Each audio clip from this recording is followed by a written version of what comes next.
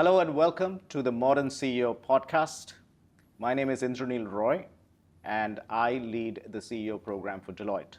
Our single point objective in the CEO program is to build better CEOs for the future. Today, I am thrilled to welcome somebody I personally know to be an iconic modern CEO. Pier Luigi Sigismondi has had an exceptional career in multiple areas, in multiple countries, in multiple continents, that led him to becoming one of the most iconic modern CEOs of our time. Pier Luigi, thanks and welcome to the Modern CEO podcast. Thanks for having me. The extent of the career that you've had is absolutely phenomenal. You've worked in engineering, you've worked in management consulting, you've worked in consumer industry, you've been in supply chain, and you've been in the corner office. I want to take you back to the early days. You were born in Venezuela. Did you know at that time, early years, that you would be leading a business or leading something? Were you a leader from early age? What was it like? What aspirations did you have when you were in school? Yeah, actually, I remember the talks with my mom in the kitchen about going back to Italy one day. So I'm the son of immigrants, and being in Latin America was a privilege, but we all wanted to go back. And my aspiration was to simply live in Italy, land there after my degrees would be concluded, open a newspaper, that's how old I am, and then find a job. Just get your degrees, be as excellent as you can in school. And I realized that by just having a computer science degree in Venezuela, it will not be enough for me to actually make my ambition happen. And hence, I decided to go to the US as a first step into that journey back to Europe. So that's how my career started. And you were telling me the story about your daughter when you tried to give her advice on her career. She said something about airplanes and bananas. Yeah. Tell me about it. Yeah, so she's a very creative mind and wants to pursue a career in filmmaking, but is studying economy and international management in Italy. So knowing what her intents are, I asked her, why are you going to economy and international management if you want to be a film producer? And she said, Dad, I mean, you started your career building airplanes, now you're selling bananas, so how can you ever give me any advice about what life is all about? So, and it's very wise what she said. I mean, your career can never be linear. You never know where you're going to end. What you need to know is what you want and what you're good at. And that is basically what happened to me. So I was in the US pursuing my studies in industrial engineering. After my graduate school was concluded, I was about to go back to Venezuela, wait for a year, and then go back to Italy. And there was a good friend of mine in the gym getting prepared to go for a career fair in Atlanta, Georgia. So he said, why don't you come with me? And I said, I'm not planning to work here in the US. My intent is to live and work in Italy.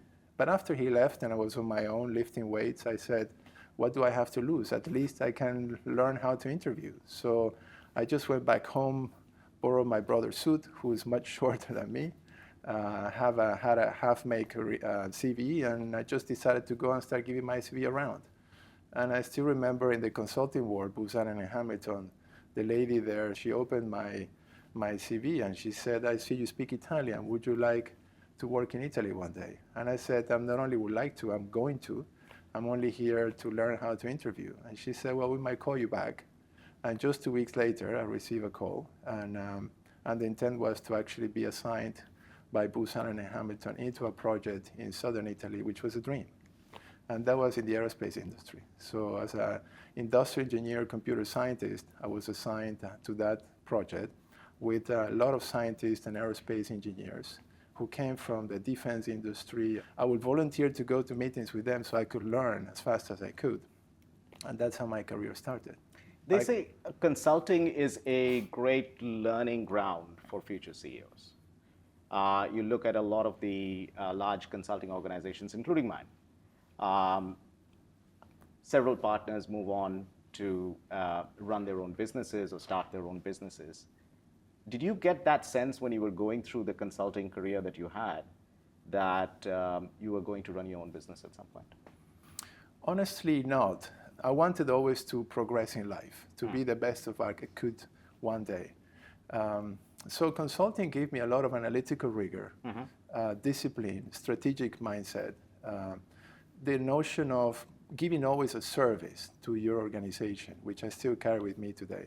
Service to your clients, service to your peers, your colleagues, your team. And that's the kind of mindset that I learned there. So from Booz Allen, then I moved to A.T. Kearney, from the south of Italy to the north. That became a bit more commercial, although always focused in operations. So when I started accessing the C-suite, the CEOs of companies like Nestle, I realized how cool and how impressive it would be for me to be in that elite of people. And that's when my ambition started raising. They hired me to be their head of industrial strategies from consulting, which was a great step for me to move from consulting to what we call the industry. And I started doing that internally, 4 years in Veve in Switzerland, which was amazing because it was truly a global experience, doing projects around the world. I started, by the way, in Southeast Asia back in the late 90s, post-Asian crisis, to redefine the asset base of Nestle in Southeast Asia. And so I was fascinated to understand how the businesses would run, how you get close to consumers, the power of brands, which are more than 100 years old brands. And it was in that space that I said, I would love to run a business one day. And so from that experience, they said, you're brilliant, you know how to do strategies, good PowerPoint, but we need to know whether you can actually run operations yourself. And so they assigned me to Mexico to run the business there as a head of operations and R&D. And that's when I started realizing what it takes to run a proper business. So, and I was taking myself in, putting myself in the shoes of the market head, my colleagues from other functions, say, how will I do it if I would be sitting on their chair right now? And that's how I started learning about what it takes to run a business. Until Nestle offered me to run a business in a small country in Latin America, which was a dream for me. That's when the opportunity with Unilever started, and the rest is history. I was fascinated with the story of how you really started getting your head into the consumer's mind and the Chocolate Kingdom story. So tell me a little bit about it. What was this Chocolate Kingdom thing? We had a huge facility, a confectionery chocolate facility in Mexico. So one day, Warner Brothers asked us to use the facility to launch the DVD at the time of Charlie and the Chocolate Factory. Oh, okay. And we just realized that we had an amazing asset that we could open to the kids and make that facility an inspiring work location for all the employees there. So we converted the entire factory into a chocolate kingdom. So what we decided was to transform the entire facility as an experiential unit for kids to come, learn about the history of cocoa, chocolate, and then immerse them into that experience of being as close as possible to what it makes to, what it takes to make a chocolate. So we could create a real inspiring location that will allow kids and employees to actually live the essence of a brand, the experience of having something sweet and indulgent. And as we actually had them visiting the facility, more than 20, 30,000 kids a year, we took the advantage of having them as consumers to tell us what would they think about different tastes of strawberries or chocolates and vanillas, so we could get their input and then refine the quality of the product. So that was the closest ever proximity to consumers made from an operations perspective into marketing. So it was immensely rewarding to see these kids smiling and just getting these souvenirs. It was building brand loyalty and consumer engagement from the point of what it takes to make something so special like a Nestle brand. And that is so special because the feedback loop is immediate. Immediate. I mean, you're not going with a questionnaire to customers saying which one do you like, which one do you not like. On the spot. So we could craft many flavors, and that was truly a big differentiating factor from the brands. And when you're a kid, you remember these brands for the rest of your life. So I think that was really the best investment we could ever do for the brands alone. Fascinating. So how did the Unilever transition happen? So in my step to become general manager, the opportunity of Unilever came up. So I was asked to consider by the CEO at the time, newly appointed, Paul Polman, to actually run the operations of the company. That was quite overwhelming for me, to be honest. First, I was very loyal to Nestle. I said to Paul that I had the logo tattooed on my skin, so I could really struggle to actually leave such a fascinating company. Second, I felt that I wanted to pursue my career in general management. And third, I honestly felt the job was too big for me. So we had many conversations. The notion of being in Latin America versus actually being based in London was also important for my family decision. So at the end, I decided to take that job. It was like a jumping in the dark, feeling that I had a steep learning curve to go through. So it was truly immensely rewarding for me to go through that burning experience, especially at the beginning, because my team was very experienced. I was just coming without the proper background, to be honest, to have such a big step. And I took the challenge. It was not easy, but it was immensely rewarding. And I think that shaped the kind of professional I am. So much that I learned through Unilever and the kind of values that they preach, the importance of authenticity, and how it was essential for me to basically tell my team, I don't have all the answers. I don't have the experience to actually tell you what to do, but let's just see how we can manage this together. Tell me what your best opinion is. And that's when I learned the importance of being good at asking questions more than giving good answers. And that's how my career was projected into the C-suite.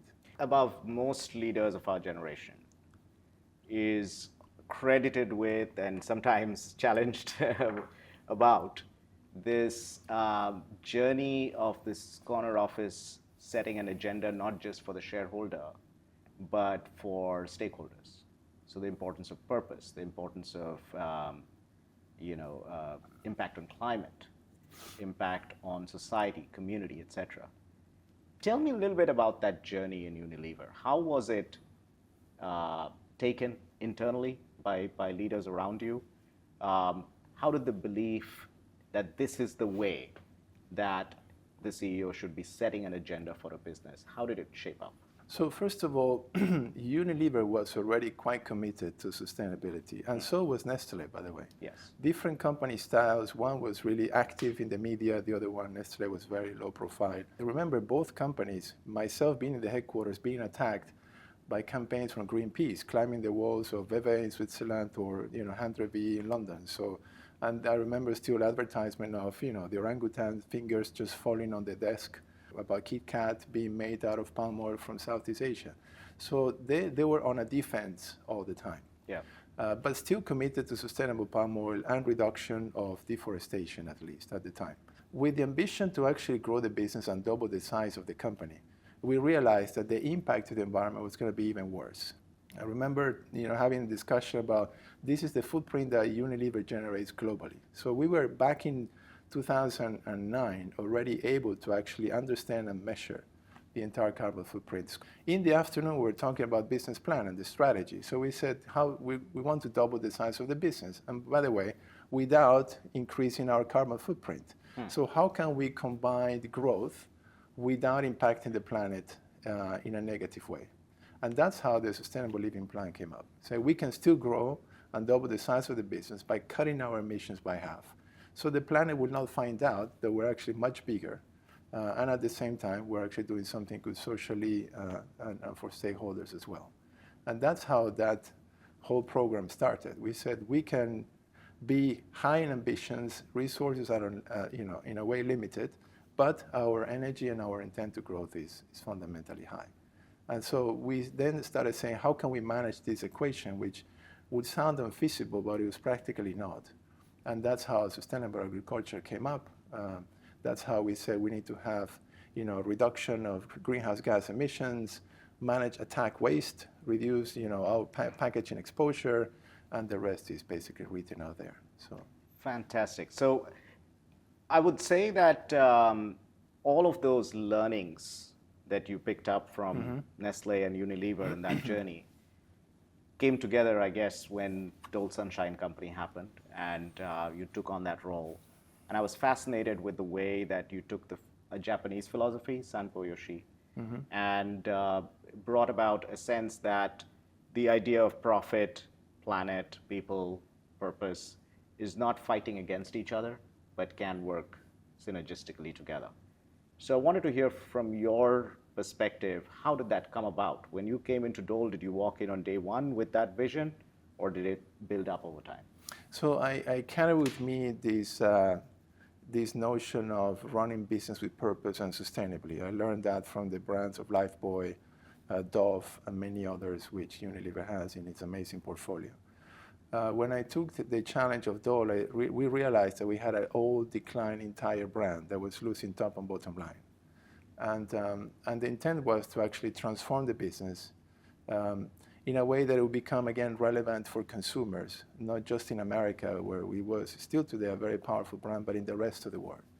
So as a CEO, you can actually rally your people with a burning platform and a sense of urgency, which is all about fear and the notion of failing or disappearing or being disrupted, and or, I would say, by the notion of becoming relevant, having a meaningful agenda, making a difference in the world, which will drive volume growth and at the same time allow you to have more consumer loyalty and then drive your business profitably as well. So we opted to go for the most inspiring approach, which was all about going back to consumers and communicating the importance of good nutrition in a portfolio that we had, which was not all about that. It was preserved, it was ultra-processed with sugars, artificial ingredients. We said we need to transform the way we position the brand and the portfolio as well. And that's when we said, well, good nutrition is a human right, which came actually with the coincidence of COVID. So when we had COVID, we realized how fragile our health can be. And for the first time in human history, to my point of view, the same story was being told in every corner of the planet. So, in lockdown, we said, good nutrition, health is a human right. So why cannot we position our brand as a brand that sells good nutrition with the influence I have from Nestle, to be honest? And then said, let's just reposition the brand that way, rally the entire organization to be authentic in what we sell to consumers, and hence redefine our portfolio. Cleaning out all the recipes, take away all the artificial ingredients. And then with that sense, we say, well, now we have the credibility, we will have the credibility to actually tell consumers that Dole is about good nutrition. If we want to do that, it means that we have to actually attack food waste. If good nutrition is a human right, why accepting waste? So we converted waste into side streams which were value added, like enzymes, aromas, natural ingredients. And then if we said that, then what about plastics? That's actually harming the environment with emissions and pollution. So if good nutrition is a human right, we have to sell good food. We have to attack waste. We cannot allow emissions to actually damage plantations and the planet through climate change. And if we do that, we'll have to collaborate with farmers, commit to zero, net positive or net zero emissions from an environmental point of view, and then deal with stakeholders. And if we do that, the company will grow, will access 1 billion consumers, coming from a third of that amount, in a way that it will make a difference in the world. Perhaps not in the impact that the business will have itself, but as a showcase of something that you can do that is good for the client, good for the shareholder, good for the buyer, good for the seller, good for the community, which is at the end what the Sanpo Yoshi philosophy was from the Japanese trading houses. So we said it's the perfect platform for us to build a growth agenda that will allow us to reshape our portfolio, redefine our supply chain, and expand ourselves geographically in many corners of the world.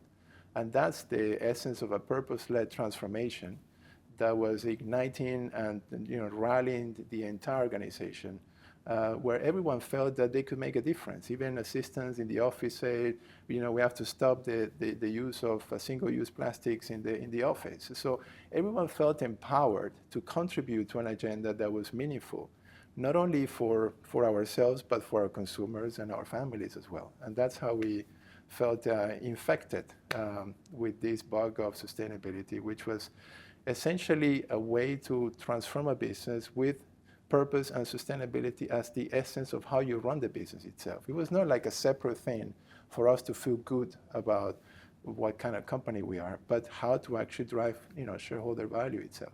So from defense to active participation to fully integrating the agenda together. Exactly. Fascinating journey. And you kind of capture that philosophy in what you refer to as the GAP or GAP. And I thought that is a very interesting way that when I'm working with CEOs who've just come into the corner office, an interesting philosophy to kind of shape or frame the challenge. Do you want to talk a little about GAP and how you think about GAP?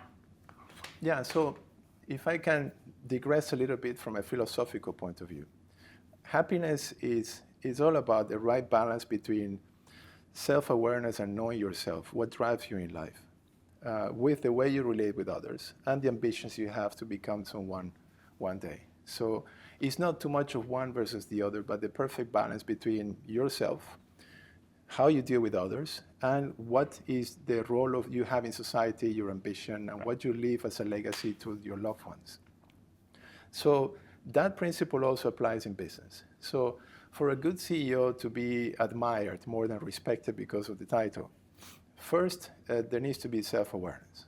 And I think I call it gaps because, no CEO that I work with has actually the perfect fit in all these elements that I'm going to describe right now. So GAP stands for GAP, and for the self-awareness point of view, the G is, first of all, as yourself, you need to have a good sense of humor. Good sense of humor is how you drive positive energy in the people around you. I would certainly say that all CEOs die, but not all CEOs leave. So all humans die, but not all humans leave. So in order for you to live a good experience, you have to have good sense of humor. Second, you need to be authentic. That's the A for the GAP, which means showing your vulnerabilities, telling your people who you are, so they can follow you as the kind of person you are. You cannot just put a mask, as I did in my first year in Unilever, thinking, I'm the boss, I lead a great organization, I'm going to lead you to a transformation, when I didn't know the answers. I didn't have the answers for that. And as though we did the same. We said, we don't have all the answers, but we're committing to finding them. Come and join us so we can transform this business together.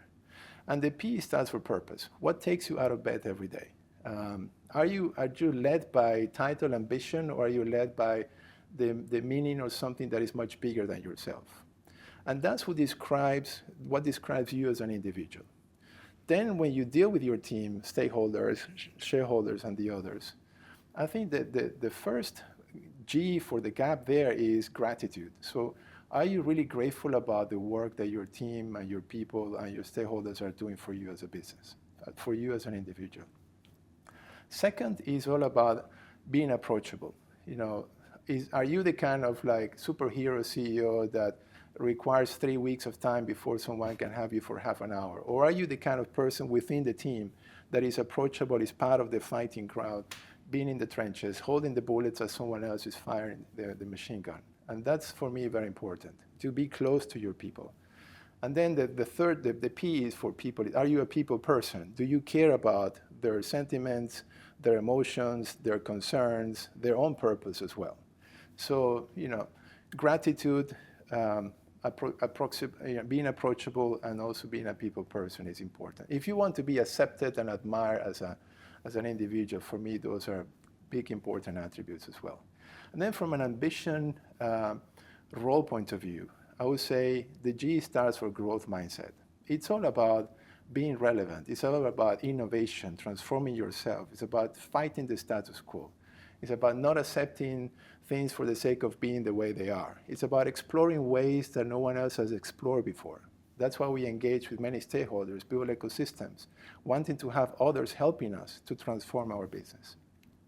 The A stands for being assertive. It's about understanding where the real issues are and then focusing on what really moves the needle.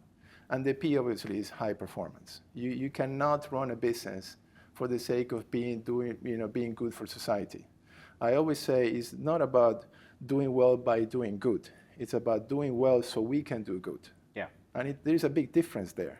Some people think that as a good business, we have the right to do well. I believe that's necessary but not sufficient. So you have to do well in order to actually being able to do good. And then that's so performance, shareholders' expectations, driving growth, profitability is absolutely important. And all this has to be surrounded by your character as a CEO, which means courage, means immunity to pressure, and it means also active listening to your shareholders, to your board, and to your people as well. And if you can do that and understand that your role is all about finding the brilliant people in the right jobs that can make a difference, and then define and inspire an agenda so together you can transform and bring value to your shareholders. That's, in my humble view, what a CEO needs to do. I do want to come back to a point that you made around immunity to pressure. The data says that 2023 for global CEOs was probably the highest number of exits that we have seen in over 2.5 decades. Whenever I'm talking to CEOs today, in today's market environment, geopolitical tensions, technology disruption, consumer reticence, inflationary pressure, supply chain disruptions, the pressures are immense on the shoulders of the CEOs.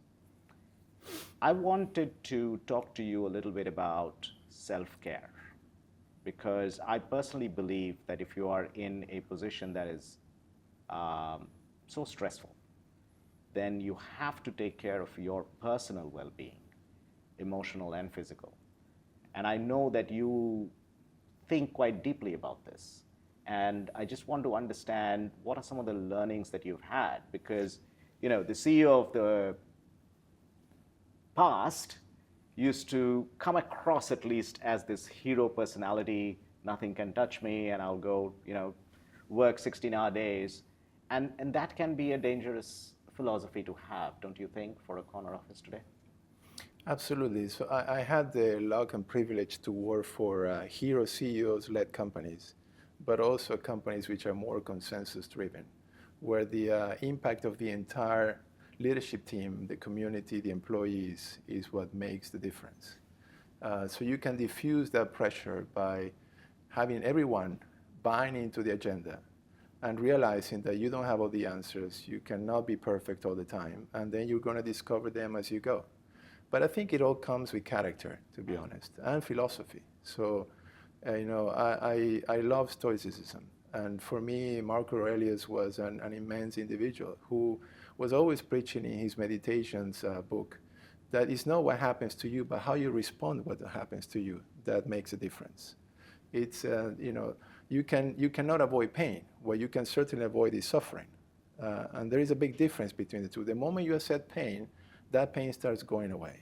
It takes character, it takes purpose to understand that life is unpredictable. There are things that you can control and you cannot control.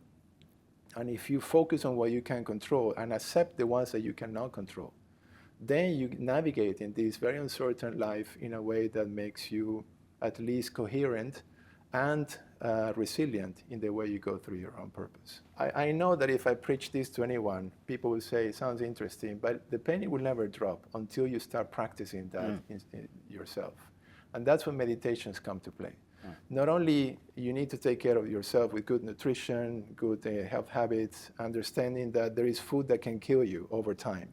And it's essential that you love yourself to the point of understanding what you should eat and you should not eat, because that drives also your performance. But also, from a mindset point of view, practicing meditation, understanding that you can scan your body and realize that there are some areas that you start sensing with some sort of pain.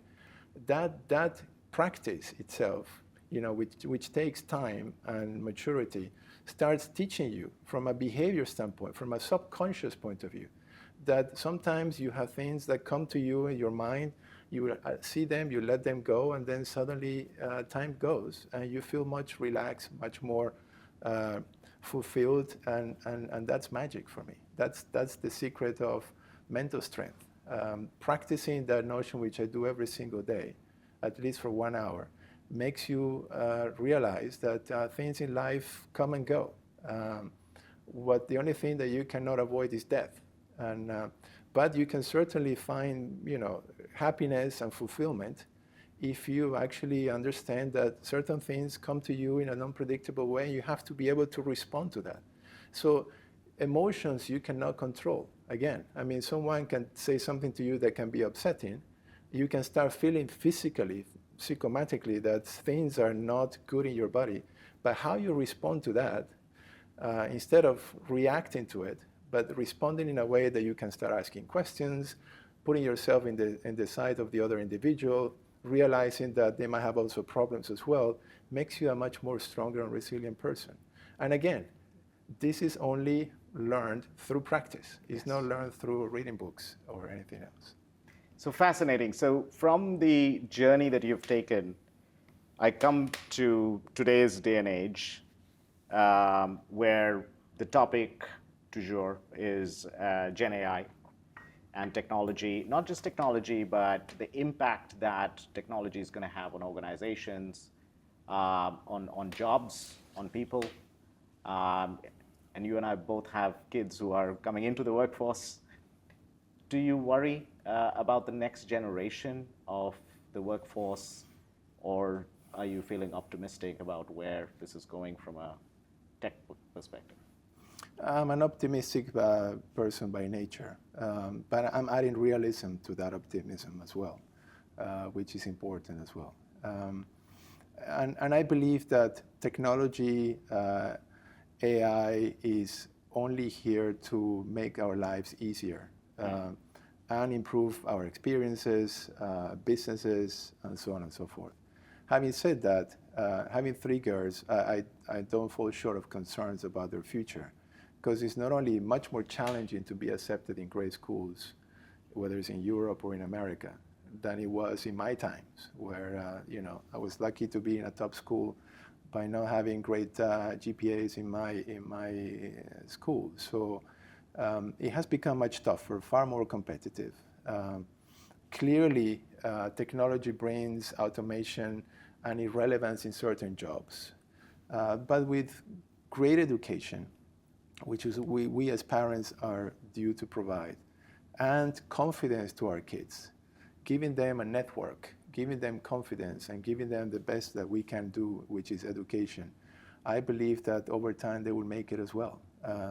I am concerned, but I'm not saying the war is going to end. If anything, I continuously ask myself, how are we going to accelerate the transformation toward green technologies and be far more friendly to the planet? Because that is really something that is here and now.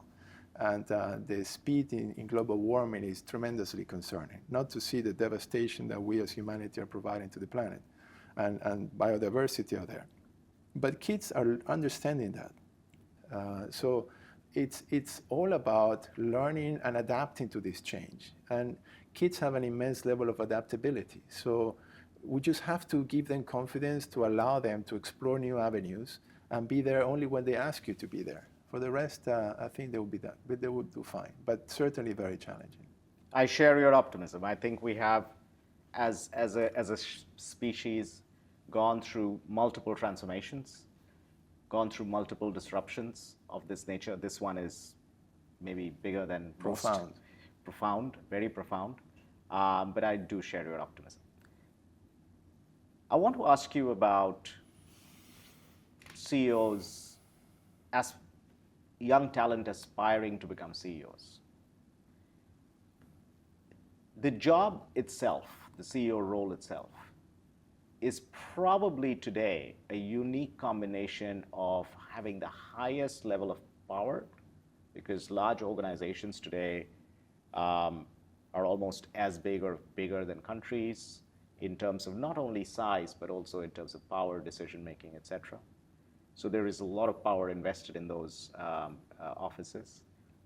But it's also very, very high risk, personal and in general, very, very risky roles to take on, very high stress roles to take on.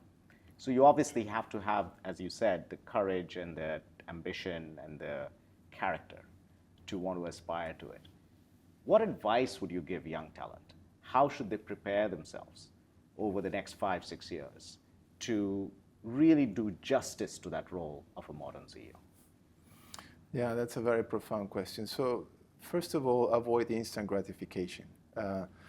That honored or that appointment will come with hard work, which will mean sacrifices, will mean giving away something, family, friends, fun, for the sake of achieving that ambition that you have. Second is continuous learning. You cannot assume that you have all the answers. You have to have that immense level of curiosity and discovery with you all the time. And I find that to be absolutely essential, because the world is changing so fast that you have to be able to adapt. In order to adapt, you need to learn and then accept the change that is around you as something important. So that's, for me, very essential. And the third one is how you deal with others. The importance of accepting friends, building networks, doing group work, whether it's at college, whether it's in your first days in any company, you will develop by not just showing how smart you are with your IQ, but how emotionally intelligent you are as well, and adaptable as well. So it's IQ to EQ to AQ. So you need to be able to actually value your colleagues, be accepted by them, but also accepting them. And so interpersonal skills, which comes with self-confidence and understanding of what you stand for, with that immense curiosity and knowing that it takes hard work to get there. Practice, practice, practice, as we learn from sports. And the Olympians is what will take you to that ambition one day. And honestly speaking, the strongest companies are not necessarily the ones that have the strongest CEO, at least in my experience. Hero CEOs are exceptional because they can drive share value and please shareholders, but they come and go. Yeah. And they usually don't leave a good legacy in terms of management team behind. I learned that amazing built-to-last companies are the ones where the collective leadership, as it happens in Singapore as a nation, is what makes that entity, that unit, that business to last over time. So as a bold CEO, you need to first ask your question, am I surrounded with people that can take my job or that can drive this legacy in the future one day? And that's your most important mission, to leave a team stronger than what you found at the beginning. On that note, thank you very much for sharing your wisdom and thoughts and experience today. It has been a phenomenal discussion and conversation. Thank you. All the best for your career ahead.